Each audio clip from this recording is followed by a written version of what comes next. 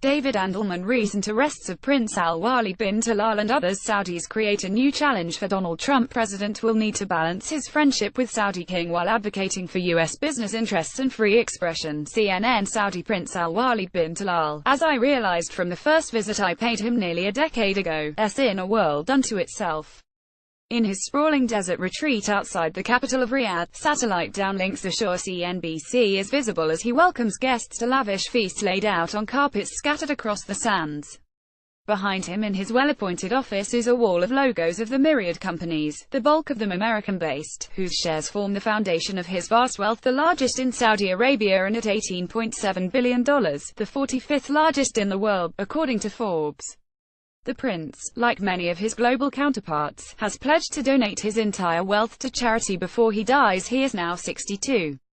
But none of this, not his generosity, his power, his friendships with the CEOs of the many companies where he is the largest or among the largest single shareholder, from Citibank to Twitter, prevented him from being summarily seized Saturday night, along with at least 16 other princes and top officials. Each was charged with the vague and still unelaborated crime of corruption. It was a stunning, even shattering, move that speaks yet again to the unfettered power of the kingdom's ruling monarch and his tight-knit family.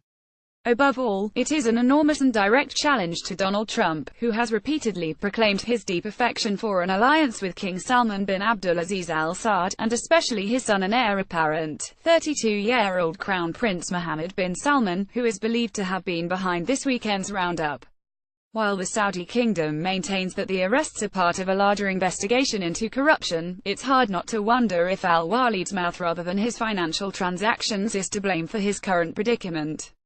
The prince, who is more moderate than the ruling leaders, has challenged them on a variety of issues, including the ban on women driving years before it was lifted.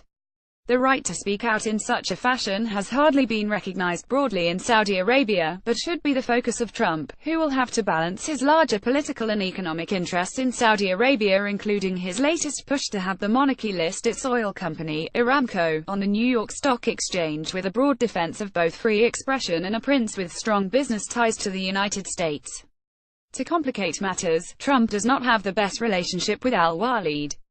He has sparred with the prince, going back to when the prince and a group of investors bought New York's Plaza Hotel from Trump. The prince even went as far as to call Trump, in a 2015 tweet, a disgrace not only to the GOP but to all America. The question is how long will it be before Citigroup chairman Michael O'Neill, News Corp's Rupert Murdoch, Disney's Michael Eisner, Apple's Tim Cook or Twitter's Jack Dorsey get on the phone to Trump and ask him to intercede with his great friend, the king. Through the years, Al-Walid has developed close personal relationships with the leaders of many of these companies, particularly Citigroup.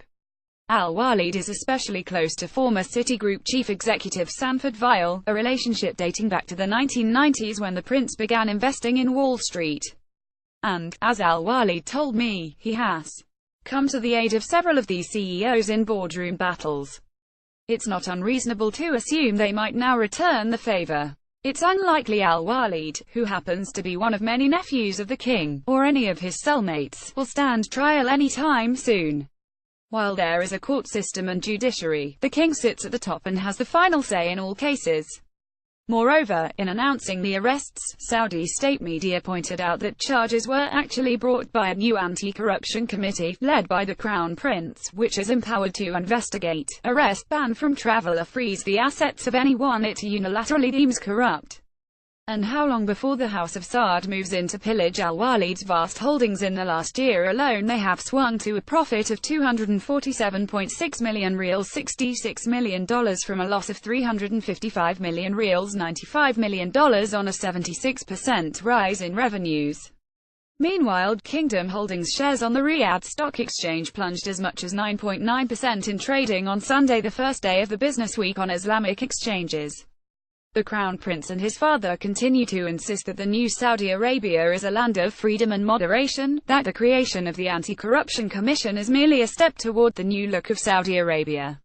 Already, they have brought an end to the historic ban on women driving, promulgated Vision 2030, which is designed to bring new jobs for the underemployed and overeducated who dominate the workforce.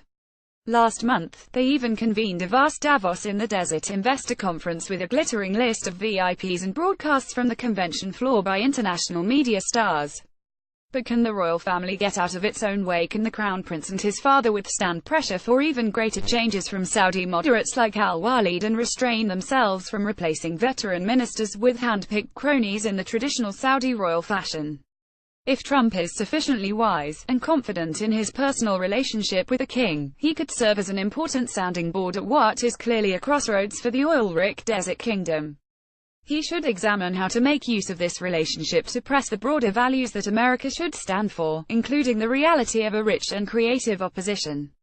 Such a Saudi Arabia could well be inoculated against forces of rebellion that have toppled so many of the kingdom's neighbors across the Middle East, a good and reliable friend as well as a military ally.